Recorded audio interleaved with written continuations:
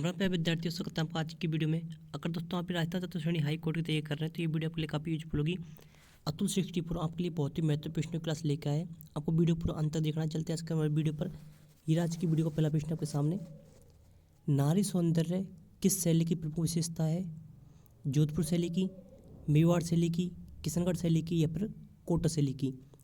किशनगढ़ शैली की जो प्रमुख विशेषता है दोस्तों वो नारी सौंदर्य है। आज की क्लास में जो भी प्रश्न हम आपको करवाएंगे वो special Rajasthan high court fourth grade को टारगेट लेकर प्रश्न करवाए गए हैं। तो हाई कोर्ट के लिए ये पूरी क्लास समर्पित है।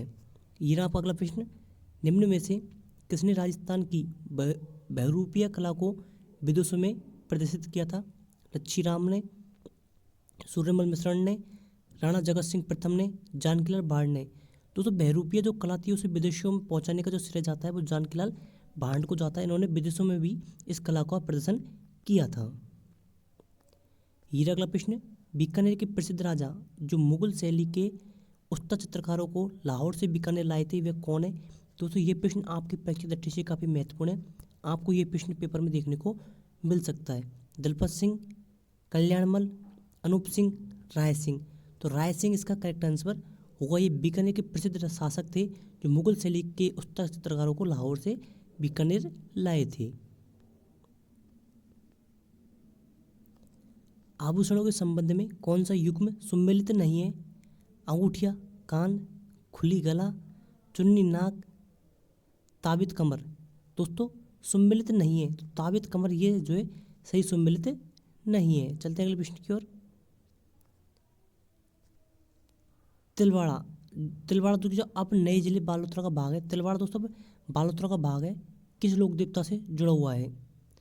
पाबूजी, तेजाजी, मल्लीनाथ जी या फिर रामदेव जी? दोस्तों ये मल्लीनाथ जी से तिलवाड़ा जो कि बालोतरा जिले का भाग है वर्तमान में, ये मल्लीनाथ जी से संबंधित है। कुटकुड़िया किस नाट्य का सूत्रधार होता है? स्वांग का, भवाई नाट्य का, रम्मत का, गवई का, गवरी का? तो गवरी नाट्य का जो है सूत्रधार कुटकुड़िया होता है। हीरा अगला प्रश्न, चित्तौड़गढ़ जिले के सूरताखेड़ा में प्रमुख धार्मिक स्थल किस लोक देवता का है? तेजाजी का, गुगा जी का, पाऊ जी का या फिर रामदेव जी का? रामदेव जी दोस्तों इसका करेक्ट आंसर होगा।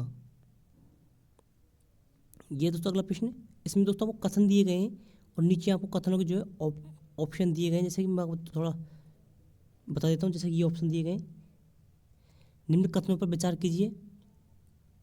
निर्जला एकादशी ज्येष्ठ शुक्ल एकादशी को मनाई जाती है। गुरु पूर्णिमा आषाढ़ पूर्णिमा को मनाई जाती है। बड़ी तीज भाद्रपद कृष्ण तृतीया को मनाई जाती है। अब आपको आपका आंसर इनमें से नहीं देना है दोस्तों, आपको आंसर इनमें से देना है। केवल एक और दो सही है, दो या तीन सही है, एक व तीन सही है, फिर तीनों सही है। तो दोस्तों ये तीनों ही कथन जो है सही है। ऑप्शन डी इसका करेक्ट आंसर होगा।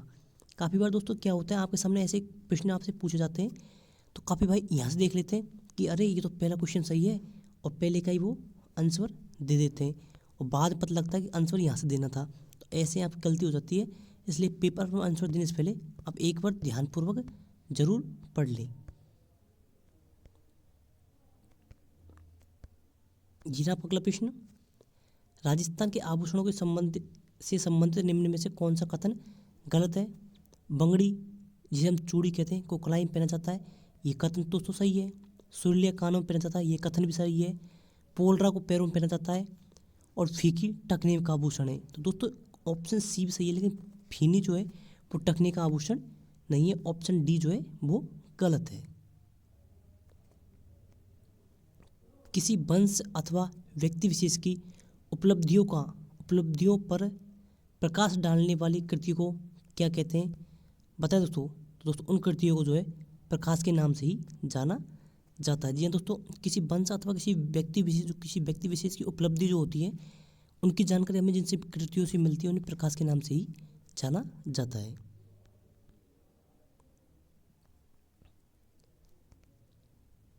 इंडो आर्यन भाषा परिवार की वह राजस्थानी बोली जो चूरू, झुंझुनू, सीकर जिलों में बोली जाती है उसका नाम क्या है?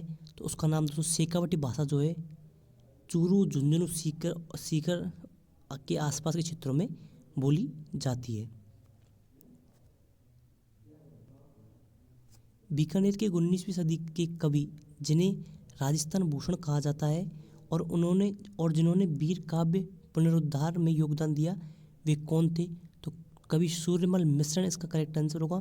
ये बीकानेर के 19वीं सदी के कवि थे जिन्हें राजस्थान भूषण कहा जाता है। किस शैली का प्राचीन संग्रह श्रावक प्रतिक्रमण सूत्र सूची के आधार पर माना गया है? तो मेवाड़ इसका सही आंसर होगा। बंगड़ाबतों की कथा कहने वाले गुर्जर भोपे कौन सा वाद्य यंत्र का प्रयोग करते हैं? तो गुर्जर भोपों के द्वारा दोस्तों जंतर वाद्य यंत्र का प्रयोग किया जाता है। चलते हैं अगले प्रश्न पर। अगले प्रश्न पर चलने से पहले अगर दोस्तों आपने अभी तक हमारी वीडियो को लाइक नहीं किया, जल्दी से वीडियो को लाइक कर लें और चैनल को सब्सक्राइब कर लें। ये रहा आपको अगला प्रश्न। निम्न में से किस महोत्सव या फिर मेले को अपेक्षाकृत पहले मनाया जाता है? हाथी महोत्सव, मेवाड़ महोत्सव, मारवाड़ महोत्सव, ऊंट महोत्सव।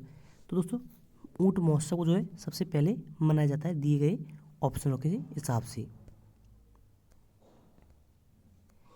मेवाड़ के किस शासक ने राजमहल में चित्रों की ओबरी नामक कला विद्यालय स्थापित किया था? तो राणा जगत सिंह प्रथम ने दोस्तों चित्रों की ओबरी नामक कला विद्यालय स्थापित किया था। चलते हैं अगले प्रश्न की ओर। आदिवासी स्त्रियों का सबसे प्राचीन वस्त्र कौन सा है? कटकी, ब्रजर्स, रंसाई, नांदला। दोस्तों आदिवासी जो स्त्रियां होती हैं उनको सबसे प्राचीन जो वस्त्र माना जाता है वो नांदला जो है आदिवासी स्त्रियों का सबसे प्राचीन वस्त्र माना जाता है। ऑप्शन डी इसका करेक्ट आंसर होगा। चलते हैं अगले प्रश्न की ओर। घूमर लोक नृत्य संरक्षण हेतु गंगौर घूमर नृत्य अकादमी राजस्थान में किस वर्ष स्थापित हुई थी?